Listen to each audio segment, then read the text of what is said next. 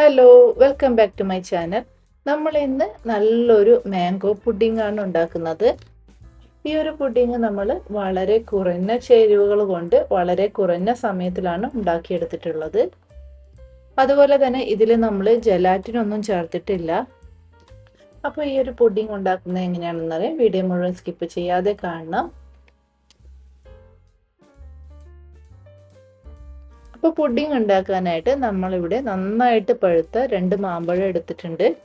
നിങ്ങൾക്ക് ഏത് മാമ്പഴം വേണമെങ്കിലും എടുക്കാം. ഇനി ഇതിൻ്റെ തൊലിയൊക്കെ കളഞ്ഞ് ഒന്ന് കട്ട് ചെയ്തെടുക്കാം. അപ്പോൾ ഇതാ നമ്മൾ ആ മാങ്ങയുടെ തൊലിയൊക്കെ കളഞ്ഞ് ഇതുപോലെ കട്ട് ചെയ്തെടുത്തിട്ടുണ്ട്. ഇനി നമുക്കിതൊരു മിക്സിയുടെ ജാറിലേക്ക് ഇട്ട് കൊടുക്കാം. ഇനി ഇതിലേക്ക് ഒരു 200 ml കപ്പിൽ 1/4 കപ്പ് പഞ്ചസാര ചേർത്ത് കൊടുക്കാം. ഇനി തിളപ്പിച്ചാറിയ പാല് ഏകദേശം 1 കപ്പ് ചേർത്ത് കൊടുക്കുന്നുണ്ട്. നമ്മൾ ഇതിലേക്ക് പാല് മാത്രമേ ചേർത്ത് കൊടുക്കാൻ പാടുള്ളൂ, വേറെ വെള്ളമൊന്നും ചേർത്ത് കൊടുക്കാൻ പാടില്ല. എന്നിട്ട് ഇത് ഇതുപോലെ നന്നായിട്ട് അടിച്ചെടുത്തിട്ടുണ്ട്.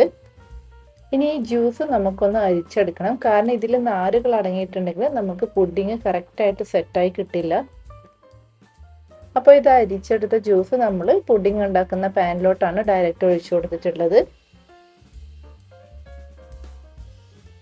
ഇനി നമ്മൾ ഒരു ബൗളിലേക്ക് ഏകദേശം 4 ടേബിൾ സ്പൂൺ കോൺഫ്ലോർ ചേർത്ത് കൊടുക്കുന്നുണ്ട്. ഞാനിപ്പോൾ ഇവിടെ എടുത്തിരിക്കുന്ന സ്പൂണ് ടേബിൾ സ്പൂണിനെക്കാളും വലിയ സ്പൂണാണ്. അതുകൊണ്ട് ഇത് മൊത്തം ഏകദേശം ഒരു 4 ടേബിൾ സ്പൂണോളം വരും. ഇനി ഇതിലേക്ക് നമുക്ക് ഏകദേശം ഒരു 1/2 കപ്പ് പാല് കൂടി ചേർത്ത് കൊടുത്ത് നന്നായിട്ടൊന്ന് മിക്സ് ചെയ്തെടുക്കണം.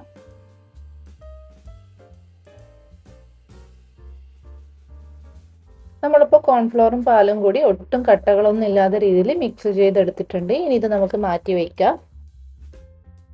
അപ്പോൾ നമ്മൾ നേരത്തെ ഒഴിച്ചു വെച്ച മാംഗോ ജ്യൂസ് ഇനി ഒന്ന് തിളപ്പിച്ചെടുക്കാം. കണ്ടിന്യൂസ് ആയിട്ട് ഇളക്കിക്കൊണ്ടിരിക്കണം, അല്ലെങ്കിൽ ചിലപ്പോൾ അടിക്ക് പിടിച്ചു പോകും. അപ്പോൾ ഇത് മാംഗോ ജ്യൂസ് തിളച്ച് വന്നിട്ടുണ്ട്. ഇനി ഇത് ലോ ഫ്ലെയിമിലാക്കി നമുക്ക് ആ ഒരു കോൺഫ്ലോർ മിക്സ്ചർ ചേർത്ത് കൊടുക്കാം.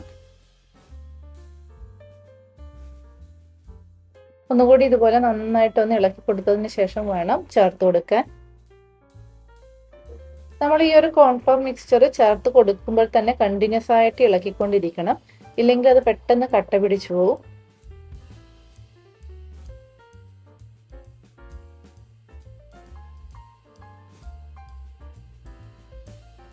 കോൺഫ്ലോർ ചേർത്ത് കൊടുത്ത് ഏകദേശം ഒരു 5 മിനിറ്റ് ഒക്കെ ഇതുപോലെ ഇളക്കി കൊടുത്താൽ മതി.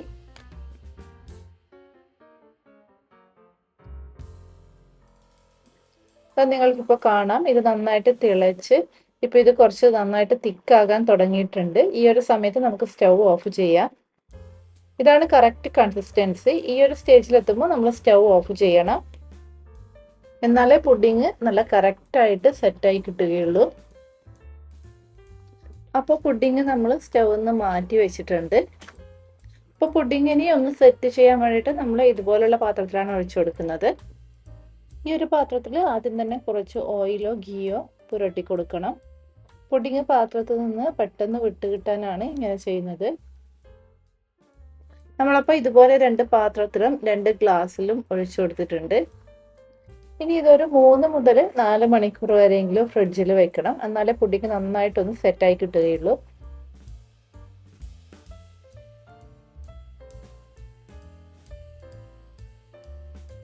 അപ്പോൾ ഇത് ഏകദേശം ഒരു 4 മണിക്കൂർ ഫ്രിഡ്ജിൽ വെച്ച് സെറ്റായി കിട്ടിയ പുഡിംഗ് ആണ്.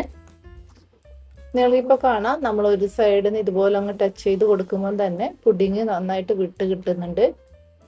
ഇനി നമുക്കിത് ഇതുപോലൊരു പാത്രത്തിലേക്ക് മാറ്റാം. എന്താ പാത്രത്തിൽ ഒട്ടും ഒട്ടിപ്പിടിക്കാതെ തന്നെ നമുക്ക് പുഡിങ് വിട്ട് കിട്ടിയിട്ടുണ്ട്. എല്ലാ സാധനങ്ങളും ഞാൻ ഈ പറഞ്ഞ കറക്റ്റ് അളവിൽ എടുക്കുകയാണെങ്കിൽ ഇതുപോലെ പുഡിങ് നല്ല സെറ്റായി കിട്ടും.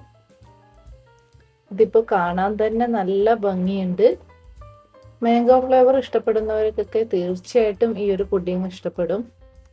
വായിലിട്ടാൽ അലിഞ്ഞു പോകുന്ന രീതിയിലുള്ള ഈ ഒരു മാംഗോ പുഡിങ് നിങ്ങൾക്ക് എല്ലാവർക്കും തീർച്ചയായിട്ടും ഇഷ്ടപ്പെടും. അപ്പോൾ നിങ്ങളെല്ലാവരും ഈ ഒരു മാംഗോ പുഡിങ് ഉണ്ടാക്കി നോക്കണം, എന്നിട്ട് അഭിപ്രായങ്ങൾ കമൻറ്റ് ചെയ്ത് അറിയിക്കണം. ഈ ഒരു വീഡിയോ നിങ്ങൾക്ക് ഇഷ്ടപ്പെട്ടെങ്കിൽ ലൈക്ക് ചെയ്യാനും ഷെയർ ചെയ്യാനും സബ്സ്ക്രൈബ് ചെയ്യാനും മറക്കരുത്. വീണ്ടും പുതിയ റെസിപ്പിയുമായി അടുത്ത വീഡിയോയിൽ കാണാം. അതുവരേക്കും ബൈ ബൈ.